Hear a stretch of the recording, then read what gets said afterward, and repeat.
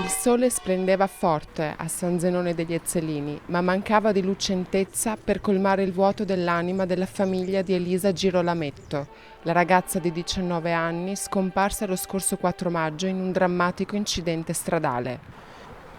La piazzetta della chiesa parrocchiale era gremita di persone. I volontari della Croce Rossa, insieme ai tanti amici e conoscenti, si sono uniti e stretti vicino ai parenti e a tutta la famiglia della ragazza. Il papà Diego, fiero che la giovane avesse seguito le orme come volontaria della Croce Rossa, ha voluto ricordare la sua piccola nei momenti più belli che hanno trascorso insieme. Ha voluto ricordarla in un abbraccio, in un incontro, in un bacio o nel giorno della sua nascita, dove ha visto il sorriso di Elisa per la prima volta. Mentre Giorgio, il fidanzato, ha voluto ricordare l'amore che lo legava ad Elisa, l'amore dei piccoli gesti e dei bigliettini che la giovane era solita lasciare in giro per casa, con messaggi che arrivavano dritti al cuore. Un ultimo saluto a lei, che era gioia, colore e felicità, ma anche un giorno per celebrare la vita di Elisa, che aveva ancora tanto da fare e dare al mondo.